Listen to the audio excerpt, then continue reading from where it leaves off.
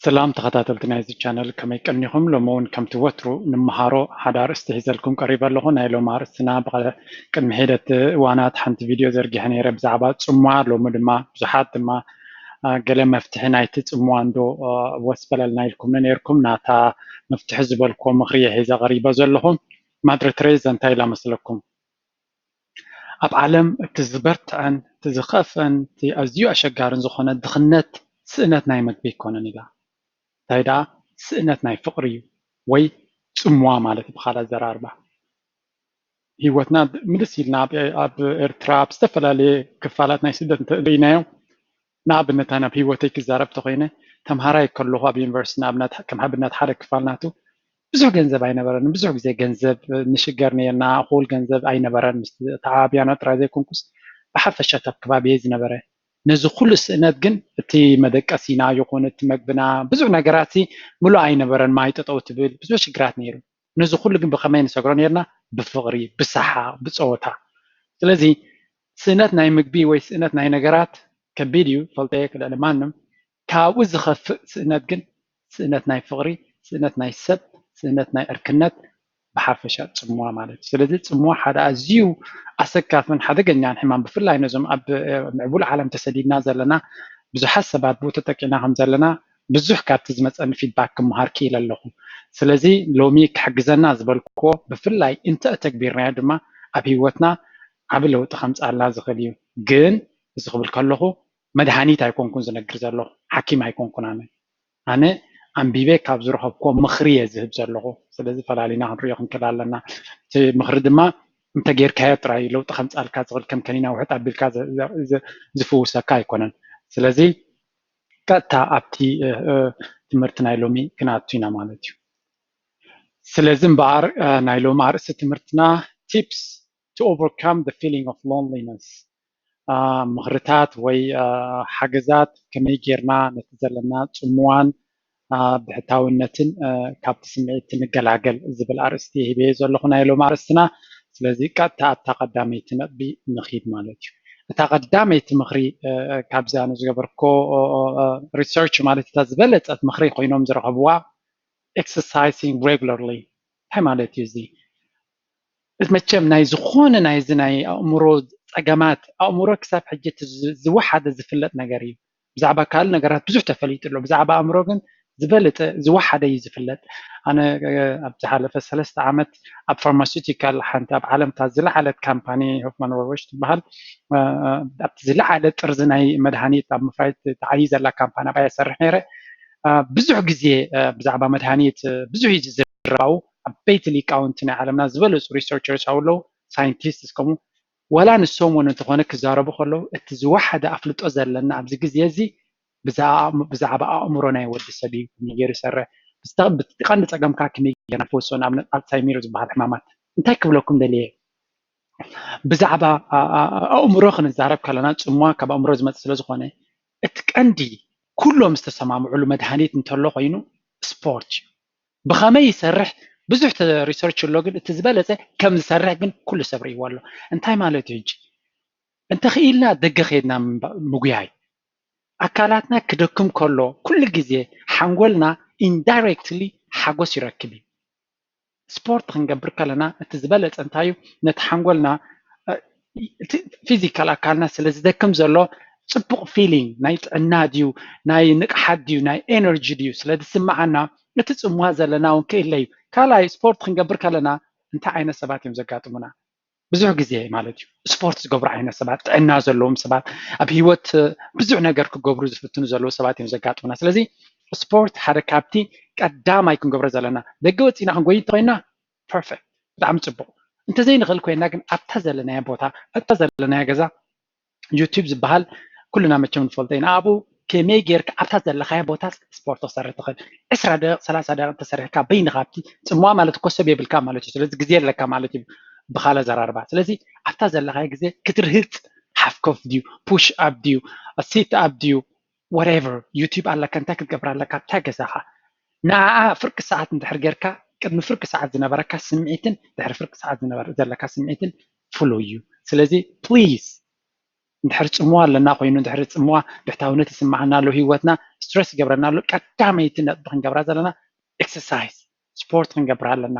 ስፖርት ድማ ነቲ ኣብ ሓንጎልና ዝኸዩ ዘሎ ዝተፈላለዩ ሓሳባት የረጋግኦ እዩ ምክንያቱ ሓደ ካብቲ ብዙሕ ዘተሓሳስበና ዘሎ ብዙሕ ግዜ ስለ ዘለና እዩ ስለዚ ነቲ ዘለና ግዜ ኣብ ዕዮ ኣብ ስፖርት ከነሕልፎ እንተኽኢልና it helps so ሓደ ቁፅሪ 2 actively socialization እንታይ ማለት እዚ እቲ ቀዳማይ ፀገም እንታይ መሲልካ ኣብ ፅምዋ ዝእትወና ዘሎ avoiding self doubt and negative feeling ብዙሕ ግዜ ሰባት ኣይፈትውንን እዮም ግምታት ንወስድ በዓልና ሰባት እንተዝፈትውኑ ነይሮም ምደወሉለይ ምፅሓፉለይ ምተገደሱለይ ግን ዝፈትውኑ ስለ ዘይኮኑ ስለ ዝንዕቁኑ ስለ ዘይግደሱለይ ኢልና እቲ ሕማቑ ኢና ንግምት እዚ ግን ጌጋ እዩ ሰባት ቢዚ ክኾኑ ይኽእሉ ክሽገሩ ይኽእሉ ንባዕሎም ስትረስ ክህልዎም ይኽእል ካልእ ነገራት ክህልዎም ይኽእል እንታይ ኢና ክንገብር ዘለና ኩሉ ግዜ ሰባት መፂኦም ክሕግዙና ዘይኮነስ ንሕና ንሰባት ክንድውለሎም ክንረኽቦም ክንፍትል ከለና ነቶም ሰባት ስለ ዘፈተናዮም ኣይኮነን ንነፍስና ኢና ንጠቕማ ዘለና we have to understand this point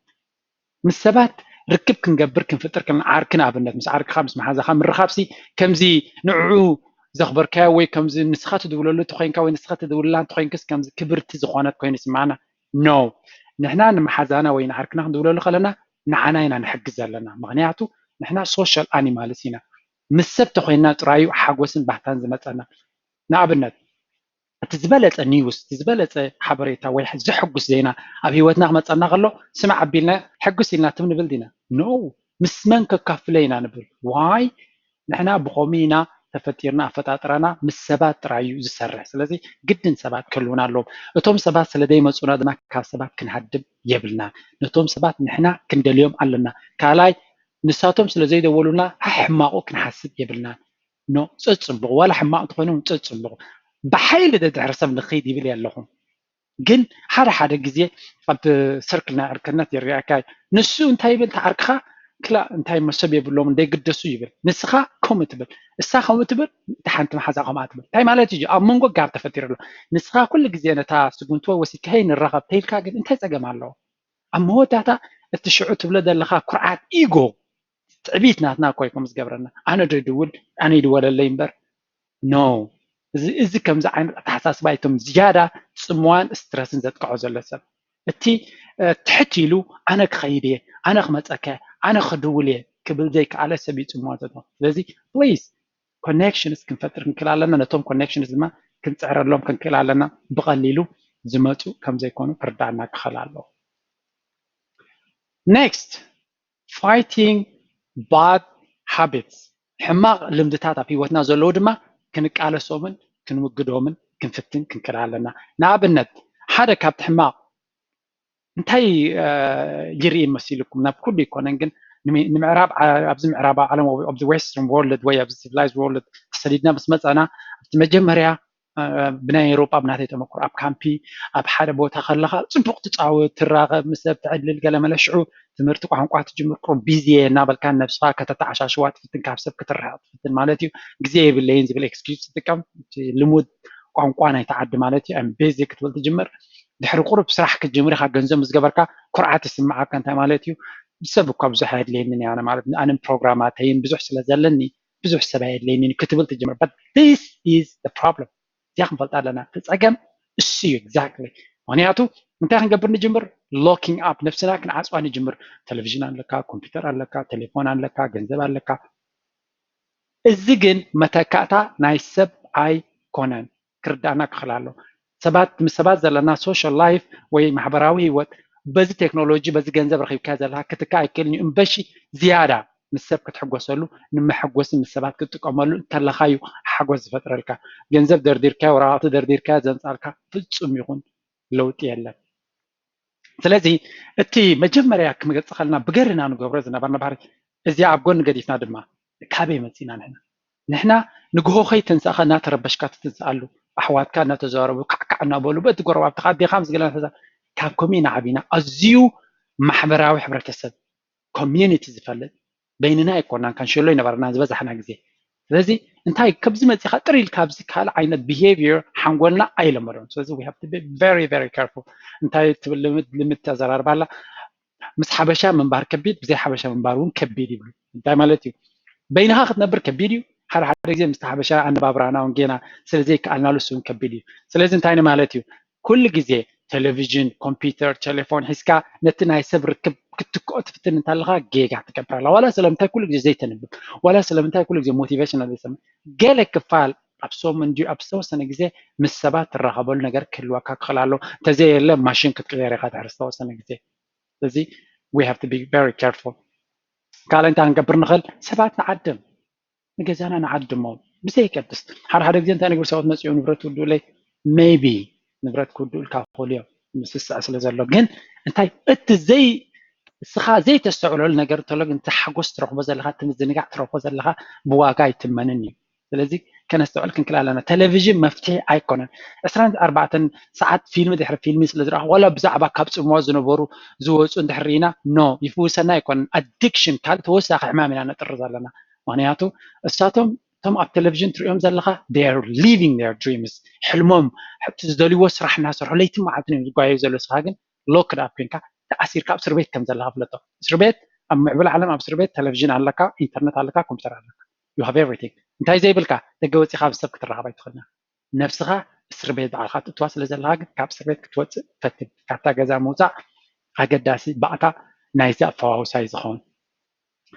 انت وصيهم منتك جبري سب اندي زي اللي قينو قال دبل مغنيات كارلو مسمني مخوص نابي خاتوص سب كايلن قال مالك نبل غلينا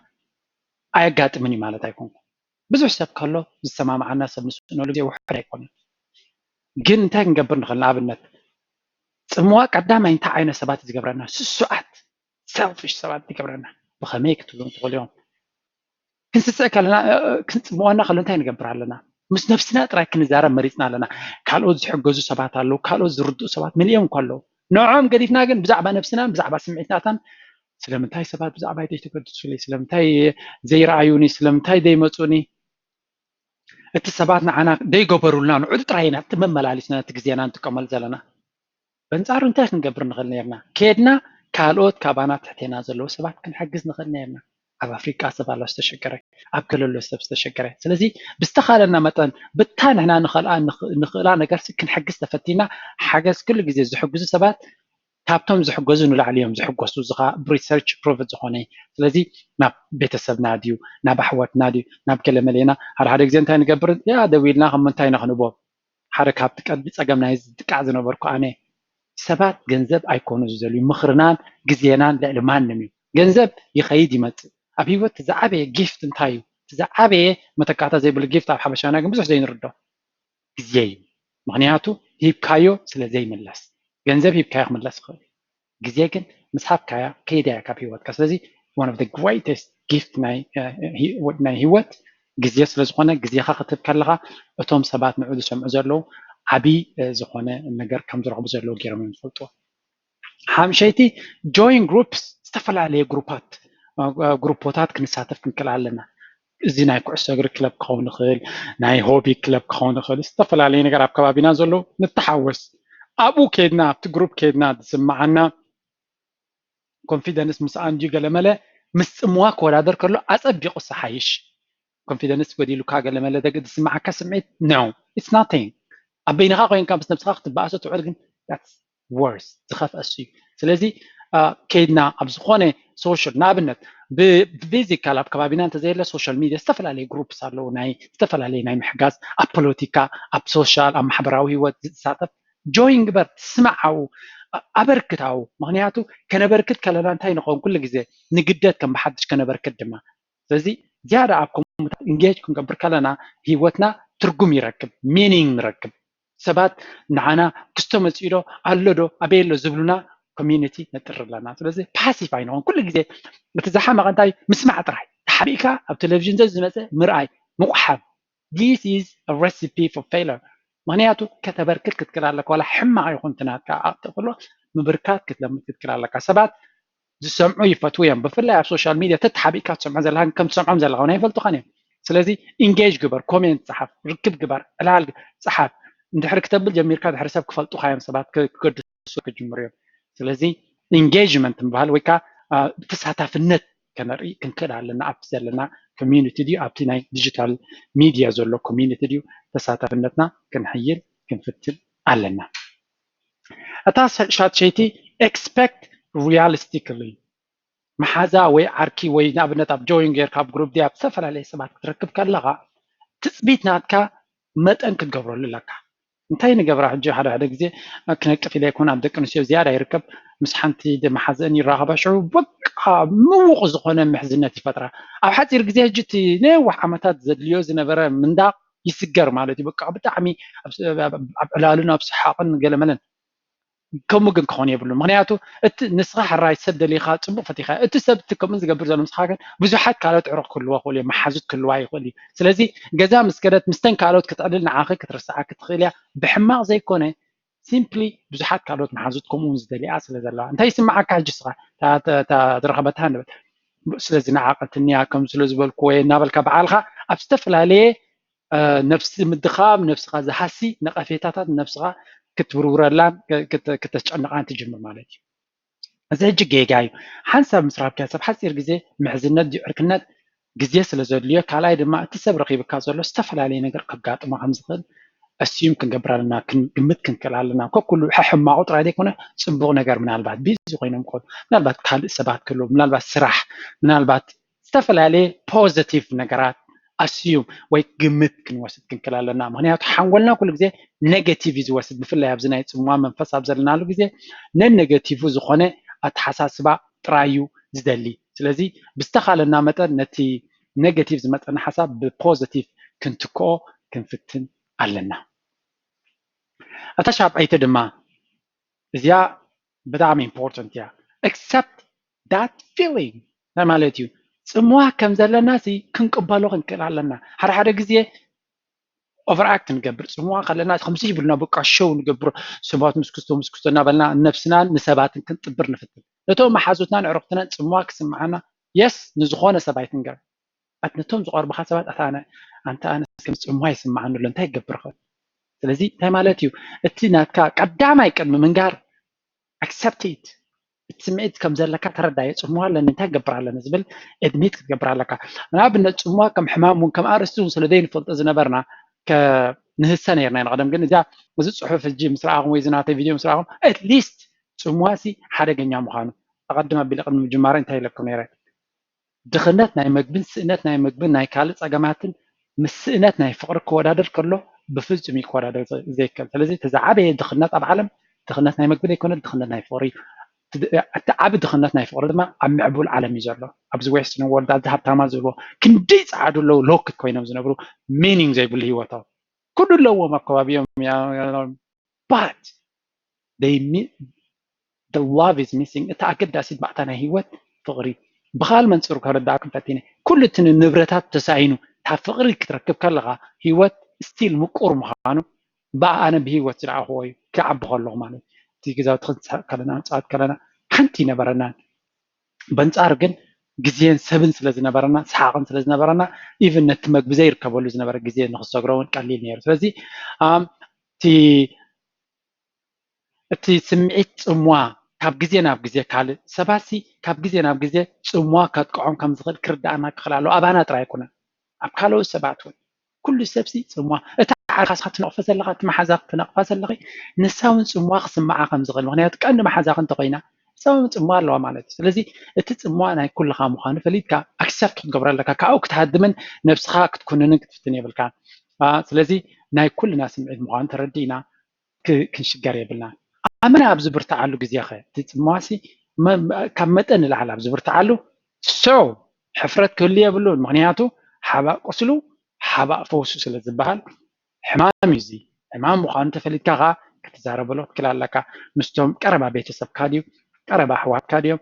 ቀረባ ዕሩኽትኻን መሓዙትክን ማለት እዩ ትዘራረብ ኣነ ጽምዋ ይስምዓኒ ኣሎ ኣርዳእኒ እቲ ምክንያት ጽምዋ ይስምዓኒ ኣሎ ስለዚ ከመይ ጌርካ ኣብ ዝኽወፅእ እንታይ ክገብር ክእል ኢልካ ካብቶም ኣብ ከባቢኻ ዘለዉ ሰባት ንማንም ኣብ ጎልጎል ወፂኻ ኣብ ሶሻል ሚድያ ዘይኮነ ምስቶም ጥቃኻ ዝቐርቡ ምስጢርካ ክካፍሉ ዝኽእሉ ምስኦም ይህን ምባል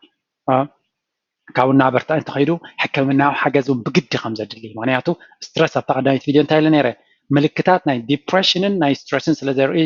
ዝጽምዋ ክንጥንቃቅ ክንክል ኣለና ሓደ ይፅመኑ ለናበልካ ቀስ እናበልካ ኣብቲ ዝኸፍአ ነፍሲ ምፅላእን ናይ ኣእምሮኻ መስሓትን ደረጃ ክንበፅሓሉ ንኽእል እውን ውሑድ ኣይኮነን ምክንያቱ ብፅሟይ ዝጅምር ኩሉ አይዞሌሽን ካብ ሰብ እናተነፀልካ ምስከትካ ዝመፅእ ሳዕቤናት እቲ ዲፕሬሽን ድዩ እቲ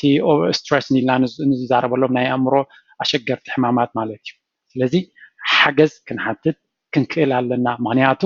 እዚ ስቂልካ ንበይንካ ኣቑርካዮ ዝኽየድ ወይ ኣብ በይንካ ጌርካዮ ብምኻድ ጥራይ ክፍወስ ዝኽእል ነገር ከም ዘይኮኑ ክርዳእና ይኽእል ኣለዎ ስለዚ ብዝተኻለና መጠን ሰባት ንክንረክብ ክንፍትን ክንክእል ኣለና ናብ ሰባት ምኻድ ድኻምነት ወይ ከምዚ ዕሽነት ኣይምሰልና ፀጋ እዩ እቶም ካልኦት ሰባት ድሌቶም ክርድኦም ይኽእል ንስኻ ግን ነብስኻ ሰናይ ነገር ትገብረላ ኣለካ ከም ትሕጎስ ትገብራ ኣለካ ስለዚ ኣገዳሲ ነገር እዩ ንሰባት ምሕጋዝ ምስ ሰባት ምውሳእ ኣብ ጥዕናና ኣዝዩ ዓቢ ባእታ እዩ ንዕርክነት ንምሕዝነት እዚኣ ናይ መወዳእታ ኣብዚ ክፋል ክብላ ዝደሊ ዕርክነት ወይ ምሕዝነት ከምዚ ተወሳኺ ነገር ጌርና ክንወስዶ የብልና እዚ ሓደ ዓቢ ጌጋ ዘሎ እዩ ቢዚ ኣነ ቢዚ ምስ ምንታይ maybe you're missing the whole life